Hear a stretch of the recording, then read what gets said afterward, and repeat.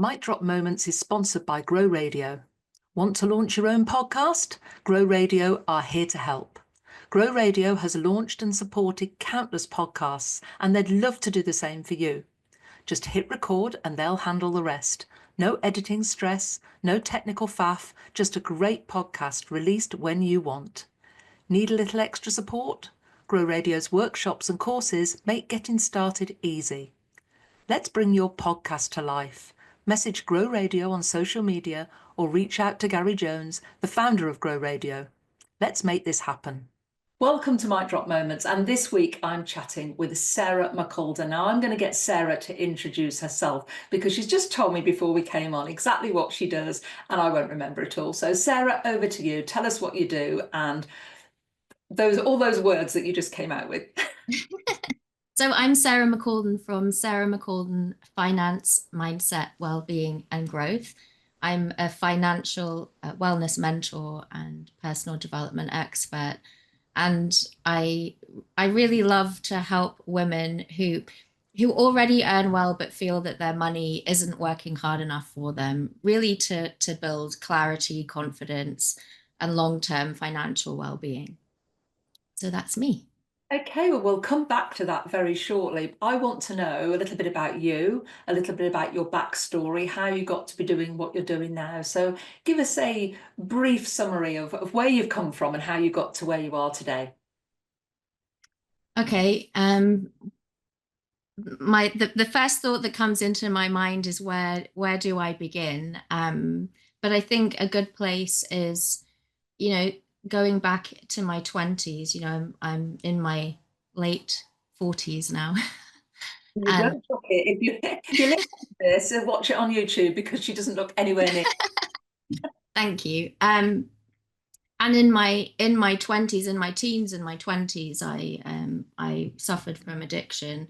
And although I did have a 3-year period of sobriety in my early 20s, and actually that's when I went to university. And I lived in the States. I'm British, but I grew up in the States, blah, blah, blah. And once I finished university, I moved back to the UK. I wanted to be a civil servant, actually. That was my dream at the time. Oh, I never knew anybody wanted to be a civil servant when they grew up. I've never heard that before, so well done you. I ended up getting fully into addiction, actually. Ironically, I had a job, a temping job, actually, working for the probation service. And I loved being paid. It was like the first time that I'd had money, and it was great. And I decided to get a second job because I loved it so much. And my second job was in a bar. Of course, I met a heroin addict there. Then I met a crack cocaine addict. And the story just kind of, I didn't actually know at the time what a journey that, meeting that guy would take me on. And it took me on this real struggle, this real battle, this hopeless place.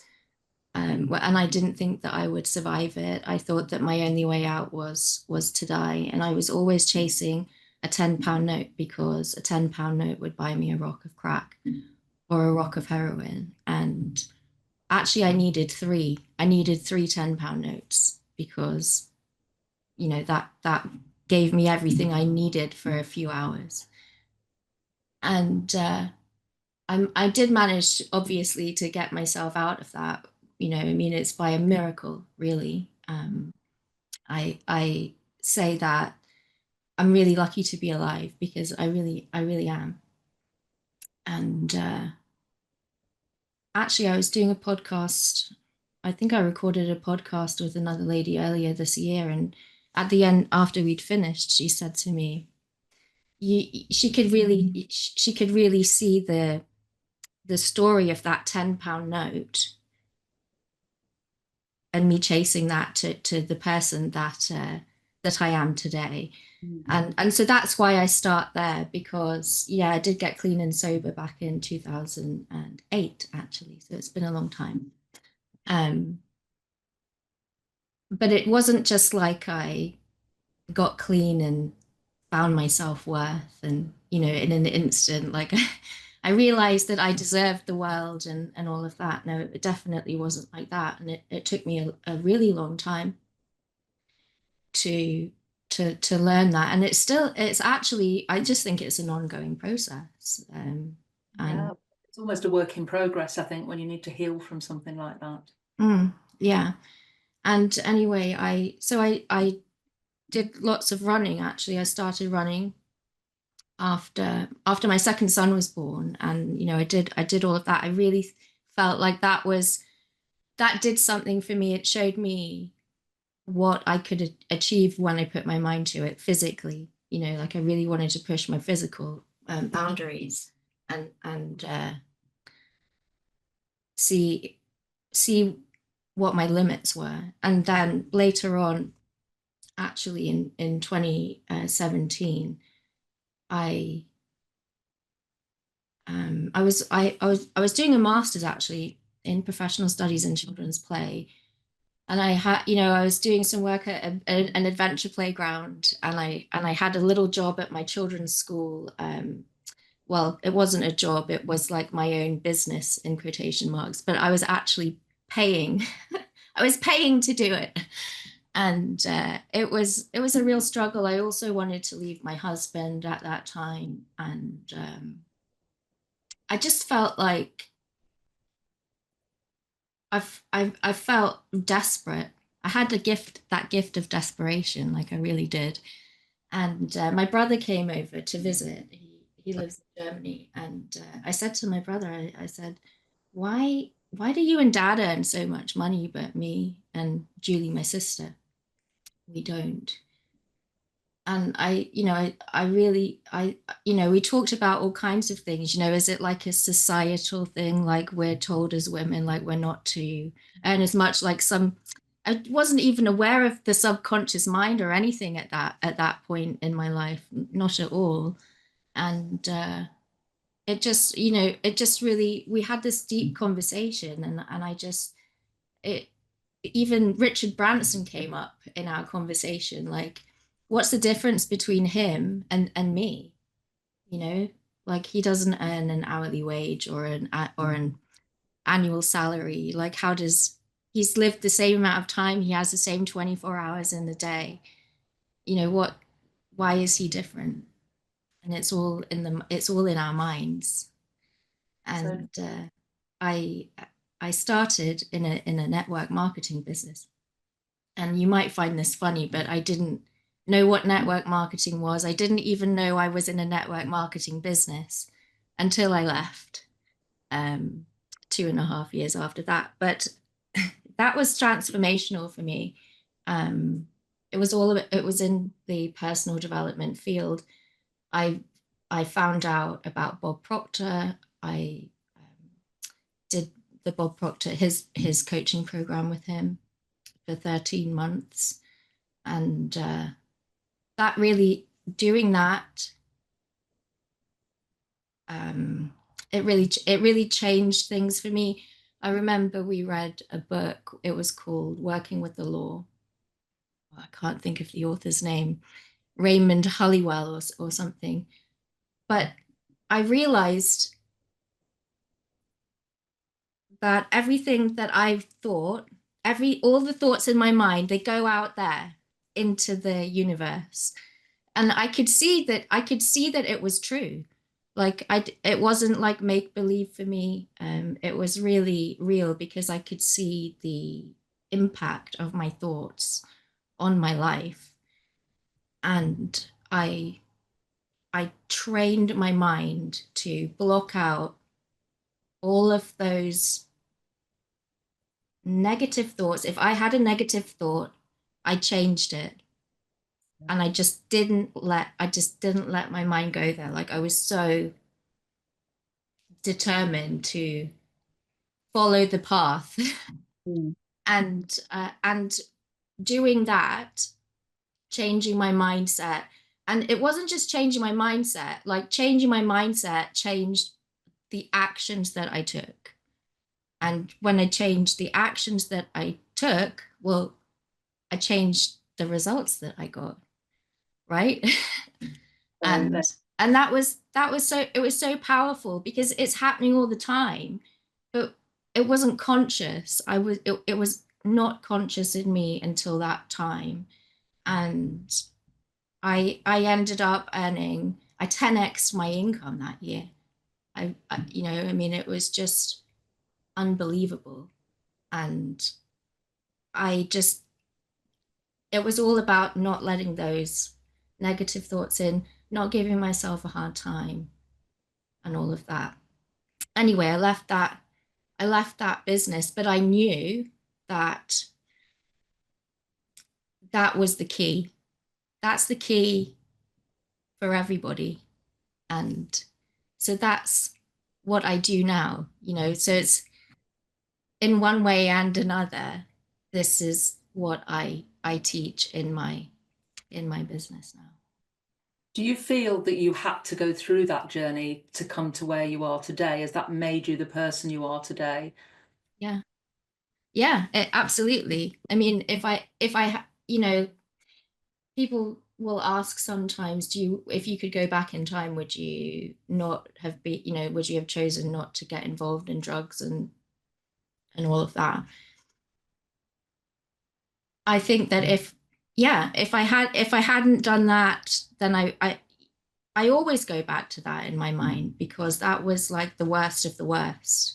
There's nothing worse in my life than that. There's nothing that could top that in terms of the struggle. And and all of those other things that happened since, you know, they're all a result of that. I started running to prove to myself that Yeah. I could be amazing 10 years before being absolutely, you know, at my rock bottom. Mm-hmm. And yeah. Sometimes when we have to look back to look forward as well, I think we learn from, we can't change the past, and that's the key. We can't do anything about it, but we can look at it from a different perspective, and we can take the learnings from it. We can use that learning and to push us forwards, as you've done with the mindset piece and the learning about, you know, how to cut off really those negative thoughts and turn them. I'm called a glass half full person. And I think that was down to my dad and probably my upbringing. And I think he always saw the funny side or the positive side of everything. And then I had my mother, on the other hand, who saw the negative of everything. It was like the yin and the yang, but it gave me the both perspectives. But I did inherit my dad's positive side. So you know, if something goes wrong, I think, right, okay, well, how do we turn this into something, you know, of benefit, or how can I learn from this or whatever? So, you know, I'm like that myself. But to go through the journey you've gone through, and then it's brought you to this point today. So why the money thing? Why did the money thing come into that? Did it go back to that £10 note? Yeah, it did, because when I was running, like, I knew I could be successful in that way, but I'd never really thought about money in that way. Like, I never thought I could be successful in that way. In 2017, you know, I had all of those little jobs. I had a little job in Brixton as an events coordinator for a charity. And I remember, like, staring out the window thinking to myself, well, making money's for other people. I mean, I was staring off, like, in the direction of the city and thinking, well, am I going to have to go back to university to become a banker? I mean, did bankers even go to university? I don't know. Uh, um, but yeah, and because I thought, well, that would be the only way to make money. And then in my mind also, I was 38. I thought, I'm too old to do that. Like, that's the most ridiculous thought, but it was my own thought, Yeah. right? And yeah, like, for me, I also didn't feel like I was deserving. Like, it took me such a long time to let go of all of the kind of stuff about me and my addiction. You know, people finding out that I was a heroin addict, you know, like what would they think of me? And, you know, like somehow that made me less than, somehow that made me less important. But we've all got our thing that makes us think that about ourselves, right? But that was my thing. And I, um, I knew that for me, so much of why I thought I was undeserving, um, it's because of all of this stuff, but we've all got our own version of this. And so letting go of that version of whatever that thing is for us is what will allow us to create the life, because you know, money is like the thing that allows us to talk about everything else, because money infiltrates all of the areas of our lives, you know. And it you know, when we talk about money, we can recover our self-worth, you know, we can recover from that low self-esteem, we can do all kinds of things, but we have to be open to it as well. That, you know, I mean, I think in my own circles, it, you know, people can and do talk about money, but, you know, I've got a very small circle, and, you know, the majority of people, you know, they don't, but we need to make it something that we do talk about, because when we talk about money, we can resolve so many of those other things. And it's interesting, you know, how you say about, you know, that it's like the money stories that we're told as a child. Why, as women, do we feel that we're not, you know, before I trained to be a lawyer, that didn't even come into my head that I could do that. It was, you know, I was trained at school to be a wife because I wasn't clever enough to go to university, or so they told me, but I did go to university and qualified as a solicitor, but I didn't qualify until I was in my late 30s. So, you know, and I've changed direction again since then. I think age is not a barrier, but the money stories that we have as young girls doesn't necessarily set us off on the right path, because my mother was a housewife and that's what I believed I should be. When I Yeah, grew up, I didn't have any ambition or knowledge or see anybody. You can't be what you can't see. I didn't see anybody so true. achieving. And I think that's, women are now talking more about money, which is good, but still not enough. Yeah, I agree. And I think that's a good point. Like, we're socialized differently to boys when we're small, and it's probably all unconscious from the adults as well, like just passing it down from generation to generation. um but yeah, I mean, gosh, I remember when I was 17 years old, and I asked, 17 or 18, and I asked my dad, oh, it was for a college university application, to see if I could get financial aid. I needed to know how much money my dad earned, because of course you know, like they give financial aid depending on how much money your parents earn. And he just shut me down and told me it was none of my business. And that was the last time I ever spoke to my dad about money, you know, like, and it stopped me. It made me, I felt like I couldn't, like, I felt like it wasn't, he got so angry with me. He was so angry with me for asking that question. To be honest, I think my dad was the same. Not angry, but just it was none of my business, Mm. because he was worried I would go and tell other people. I mean, I grew up in a, you know, fairly, I would say, middle class area. I didn't want for anything, but my parents never had any money because they put it all into the house. They were all about living in a nice house in a nice area, but they hadn't got any money to do anything. So the Yeah. money story in my life was always, we haven't got any money. We haven't got any money. We can't afford that. And, you know, I remember asking my dad, well, how much do you earn? And you can't ask me that. You can't ask me that. So I didn't. It was never, and I didn't find out how much he earned until he retired. And obviously, I had to help him with all his pension stuff. And when he died, then I discovered all his old pay slips and knew how much he earned, because I just never ever knew. Yeah. Yeah, it's so interesting, isn't it? Yeah. But I think it keeps us, when we don't talk about these things, like these little secrets or things that we shouldn't talk about. um it stops us. It's like there's something negative about it, there's something wrong about it, and it keeps us down. And I think, like, when we think about these beliefs that we might have had, that we all have had growing up, um we really just need to tell ourselves that it's just a story. Like, it's just a story. And if you can change the story by looking for evidence of the opposite. Really, how many people I have heard say rich people are greedy, or rich people are criminals, like that kind of sentiment.